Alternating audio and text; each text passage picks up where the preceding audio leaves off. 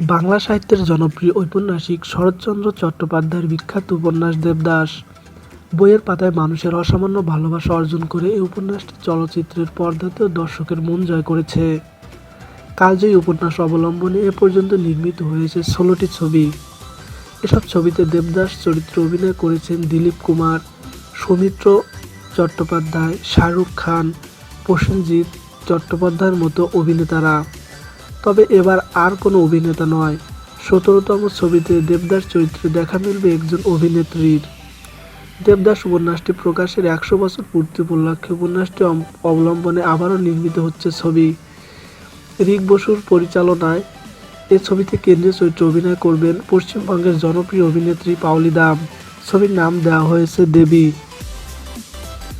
শরৎচন্দ্র চট্টোপাধ্যায়ের তার দেবদাস উপন্যাসে যে নায়কের বর্ণনা দিয়েছেন, পাওলির চরিত্রটি অনেকটা তেমনই মাদকাসক্ত, শুধু প্রেক্ষাপটে ২১ শতকের। মোট কথা, দেবদাসকে তুলে ধরা হবে নারীর দৃষ্টিভঙ্গি থেকে।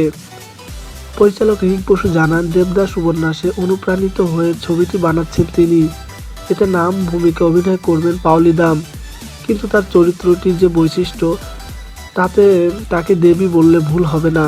তিনি জানান, সমাজ ব্যবস্থা ও নারী পুরুষের সম্পর্কের ধরন বদলেছে, তাই তাকেও আধুনিকায়ন করতে হচ্ছে চরিত্রগুলো।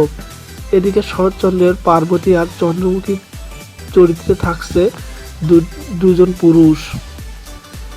এ প্রসঙ্গে পাওলি দাম জানান, দেবদাস আবেদন শুধু বাংলায় সীমাবদ্ধ নয়। যে চরিত্রটি দিলীপ কুমার ও শাহরুখ খানের মতো অভিনেতারা করেছেন, সেটা করতে পারা পরম সৌভাগ্যের ব্যাপার। বিখ্যাত অভিনেতাদের সঙ্গে এবার আমার নাম যোগ হবে, ভাবতেই ভালো লাগছে।